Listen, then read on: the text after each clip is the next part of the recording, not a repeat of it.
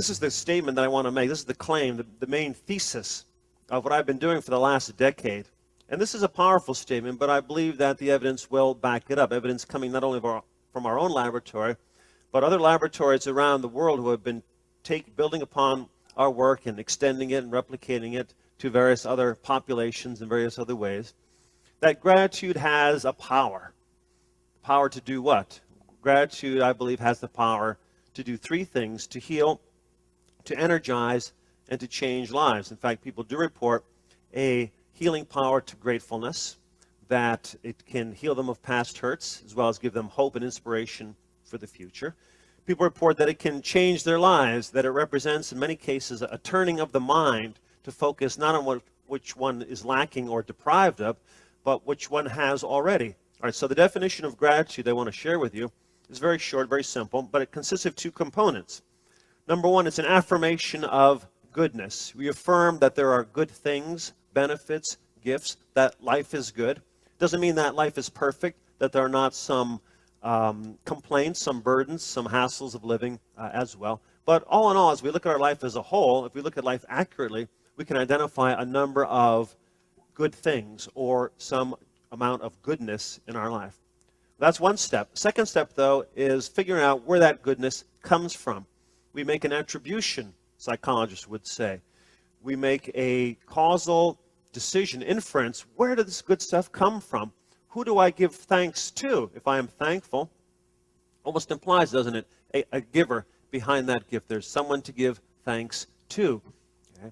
And so we acknowledge or recognize the sources of this goodness are outside of ourselves. It wasn't anything that we necessarily did ourselves, right, which we might take pride in, let's say, or be happy, proud of something that we did.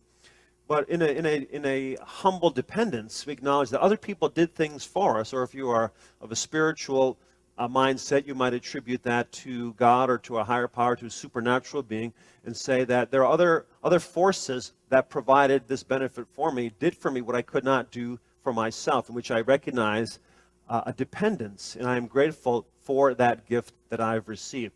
Now, there's a distinction between feeling grateful, the short-term feeling, emotion of gratitude you might feel when you're given a gift, for instance. Someone provides you with a benefit. You feel thankful, and that can be a very powerful feeling. I don't want to minimize that one.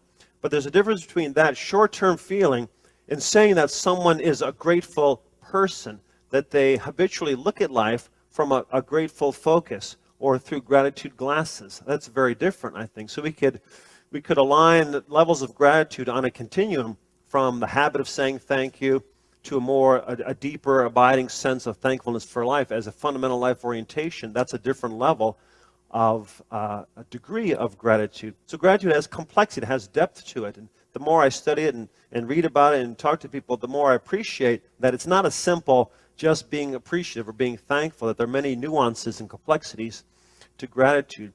And we're not creating grateful people through these experiments. We want to, though, try to, I think that'll be the ultimate goal, is to help individuals develop gratitude more as a deeper orientation, as an attitude toward life, just because of those benefits that it seems to provide.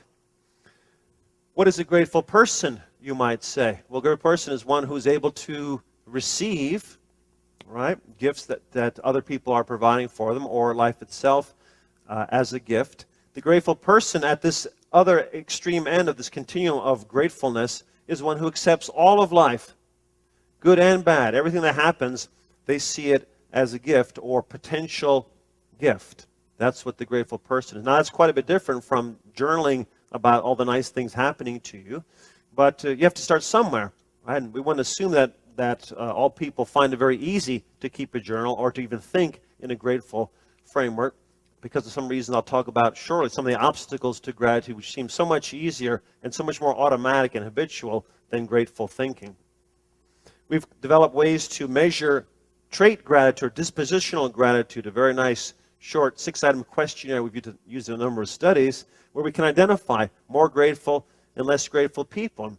And we find, much like our intervention studies, that grateful people have advantages when it comes to success in life, that they tend to be happier, tend to be more satisfied. But they also are tended to be doing good things as well. It's not just feeling good that gratitude produces positive feelings, but also leads to doing good, leads to acts of generosity, to compassion.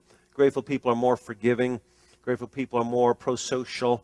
They're helping others. And people are saying this about them. It's not just them saying this about themselves. In our studies with the intervention, what we find when we send surveys, questionnaires to spouses, roommates, partners, people who knew these participants well, and we asked them to rate how helpful has Henry been in the last week or so, and how much has they offered to take out the trash and all these things. And what they say is that they become, something's happened. I don't know what happened to Henry, but keep doing whatever you're doing, because he's a new person. He's changed now. He's become more outgoing, helpful, generous, charitable, and so on. And so we're finding this with grateful people as well as short-term increases in gratitude. Well, I think that grateful and ungrateful people have different ways of looking at life. It's very hard, by the way, to find people who are very ungrateful. In fact, if you look, again, throughout the history of ideas, you see ingratitude being excoriated as a vice. It's one of the worst things people can say about you, that you're an ungrateful person. In some cases, it really represents sociopathy or antisocial behavior, because reciprocity is such a universal norm that when people do good things for us, we do good things in return. We don't return harm for good. And so it's unusual to find an ungrateful person, but there are ones who are less grateful, who have a different orientation toward life. For various reasons, they're going to focus more on what life is denying, what life is, what they're losing out on, looking at life from a lens of scarcity versus a lens of abundance, looking in terms of a burden. Life is a burden. Focusing on deprivations, resentments versus life as a gift, satisfaction, what life is offering. Very different orientation. Of course, these are extreme, and many people fall in between. And even the most grateful people have times where they feel, deprived and so forth, and feel injustices are committed against them. But in general, we're talking about two extremes there, the most grateful and the least grateful individuals. And I think part of the reason why we see the positive effects of gratitude is because on the left we have this different orientation toward looking at oneself, looking at other people, looking at the world, a positive triad, which leads to, in general, more functional, positive outcomes.